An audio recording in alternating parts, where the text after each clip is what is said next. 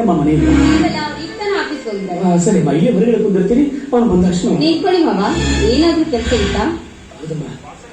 ಅವನ ಅತ್ತಿಗೆ ಕೂಲಿ ಕೆಲಸಕ್ಕೆ ಅಂತ ಹೋದಾಗ ಭಾರವಾದ ಕಲ್ಲನ್ನು ಎತ್ತುತ್ತಿರುವಾಗ ಕಣ್ಣಿಗೆ ಚಕ್ರ ಬಿದ್ದು ಕೆಳಗೆ ಬಿದ್ದು 2 ಕಣ್ಣುಗಳನ್ನೇ ಕಳೆದುಕೊಂಡಿದ್ದಾಳೆ.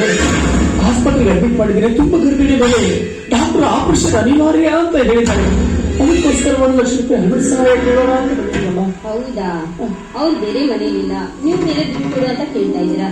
ಒಂದ್ ಕೆಲಸ ಮಾಡಿ, ಇಲ್ಲೇ ನಿಂತ್ಕೊಂಡಿರಿ, ಎಷ್ಟಿದೆ ಅಷ್ಟು ತಗೊಂಡ್ಬರ್ತೀನಿ.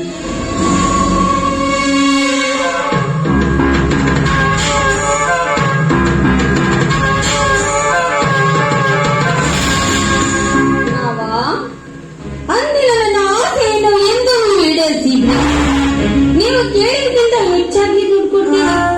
ಆಗಲೇ ಹೋದ ನಿಮ್ಮ ಅಣ್ಣ ತಮ್ಮಂದನ್ನ ಒಂದುಗೂಡಿಸ್ತೀನಿ. ಏನಂತೀರ ಮಾವ? ನೀನು ನನ್ನ ಮೇಲಿನ ಹಂಬಲವನ್ನು ನೀನು ಬಿಟ್ಟಿಲ್ಲ ಮಾತಾಡಿ. ಅಲ್ಲಮ್ಮ, ಮನೆ ಮುಂದೆ ಕೆಸರಿದೆ, ಆ ಕೆಸರು ನಮಗೂ ಅಂತ ತಿನ್ನಲಾಗುತ್ತೇನಮ್ಮ.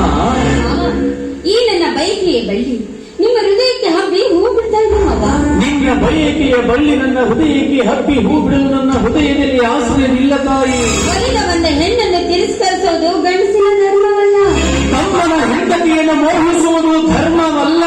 ಧರ್ಮ ಧರ್ಮ ಧರ್ಮ ಏನಿದೆ ಮಾವ ಧರ್ಮ? ಅಣ್ಣನ ಹೆಂಡತಿ ಅಂದ್ರೆ ಹೆತ್ತ ತಾಯಿಯ ಸಮಾನ. ಅಣ್ಣ ಸತ್ತ ಮೇಲೆ ಅತ್ತಿಗೆ ಜೊತೆಗೆ ತಕ್ಕಂತ ಹೊಡಿತಾರಲ್ಲ, ಇದಕ್ಕೂ ನೀವು ಧರ್ಮ ಅನ್ನುವಿರ. ಮನೆ ಆಳಿಗೆ ಉಳಿಸಿ ತಿನ್ನಿಸಿ ಸಾಕಷ್ಟು ಹಣ ಕೊಟ್ಟು ಅವನ ಜೊತೆಗೆ ಸರಸ ಇದಕ್ಕೂ ನೀವು ಧರ್ಮ ಅನ್ನುವಿರ. ಧರ್ಮದ ಬಗ್ಗೆ ಹೇಳ್ತಾ ಹೋದ್ರೆ ಇನ್ನೂ ಸಾಕಷ್ಟಿದೆ. ತಂಡಕ್ಕೂ ಗತಿ ಇಲ್ಲದೆ ದಿನ ನಿತ್ಯ ಬೀದಿ ಬೀದಿ ತಿರುವುದನ್ನ ನಾವು ಇದೇ ಕಣ್ಣಿಂದ ನೋಡ್ತೀವಿ. ಆಗ ಇದಕ್ಕೂ ನೀವು ಧರ್ಮ ಅನ್ನುವಿರ. ಹೇಗೆ ಉಳಿಸ್ಕೊಂಡಿಲ್ಲಮ್ಮ ಧರ್ಮ? ಹೇಗೆ ಉಳಿಸ್ಕೊಂಡಿಲ್ಲ ಧರ್ಮ? ಏನವನು ಮುಂದೆಗೆ ಹೋರಾಡಿ ತನ್ನ ಪತಿಯ ಪ್ರಾಣವನ್ನು ಮರಳಿ ಪಡೆಯಲಿಲ್ವೇ ಆ ಸತ್ಯವಾನ ಸಾವಿತ್ರಿ? ಅವನಿಗೆ ಧರ್ಮ ಕಾಪಾಡಿತು ಅಥವಾ ಏನಿನ ಧರ್ಮ ಕಾಪಾಡಿತು? ರಾಮ ಸೀತೆ ಸಹವಾಸ ನಮಗೆ ಬೇಕಾಗಲಿಲ್ಲ. ನನಗೆ ಅದ್ರ ಬಗ್ಗೆ ಹೇಳೋ ಅವಶ್ಯಕತೆಯೂ ಇಲ್ಲ. ಏನೇ ಆದ್ರೂ ಸಹಿತ ನೀವು ಮಾತ್ರ ಈ ಕಾಮಿನಿ ಬಲೆಗೆ ಬೀಳಲೇಬೇಕು.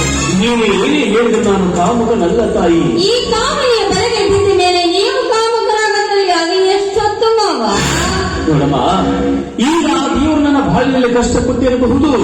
ಮುಂದೆ ಒಂದಲ್ಲ ಒಂದು ದಿನ ನನ್ನ ಬಾಳಿನಲ್ಲಿ ಮುತ್ತಿನ ಹನಿಗಳು ಉದುರುತ್ತೆ ಎನ್ನುವ ಭರವಸೆ ನನಗಿದೆಯಮ್ಮ. ಆ ಮುತ್ತಿನ ಹನಿಗಳ ಮೇಲೆ ಕುದುರೋದ್ರೊಳಗೆ ಈ ನಿಮ್ಮ ದೇಹ ಮಣ್ಣು ಸೇರಿರುತ್ತೆ. ಆಗ ನಿಮ್ಮ ಧರ್ಮವನ್ನು ಕಾಪಾಡುತ್ತೋ ಅಥವಾ ಅಧರ್ಮವನ್ನು ಕಾಪಾಡುತ್ತೋ? ನೀವೇನು ಹೇಳಿದ್ರು ನಾನು ಕಾಮುಕನಲ್ಲ ತಾಯಿ. ಬಸವರಾಜ ಬಂದರೆ ಆಮೇಲೆ ಒಳಗೆ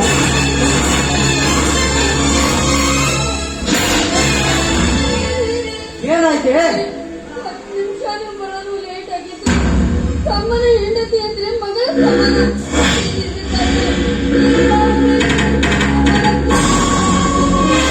ಇಂಥ ಕೆಲಸ ಮಾಡೋದಕ್ಕೆ ನಮ್ಮ ಮನಸ್ಸಾದ್ರೂ ಹೆಂಗ ಬಂತು? ನೀನು ಕೊಡುವ ಮಾತನ್ನ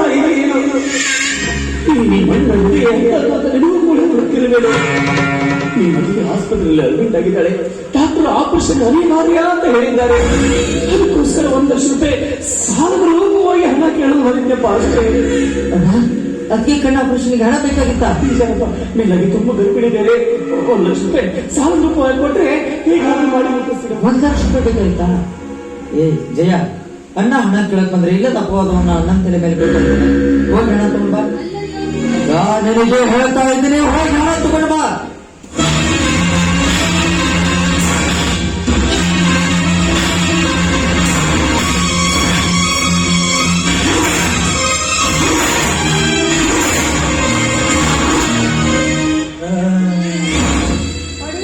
ಏನಾಗಿ ಸತ್ತೋದ್ರೆ ನಾಳೆ ನಾವಿಬ್ರು ರಾಗಿ ಮುದ್ದೆ ತಿನ್ಕೊಂಡು ಕುಂದಿರ್ಬೇಕು.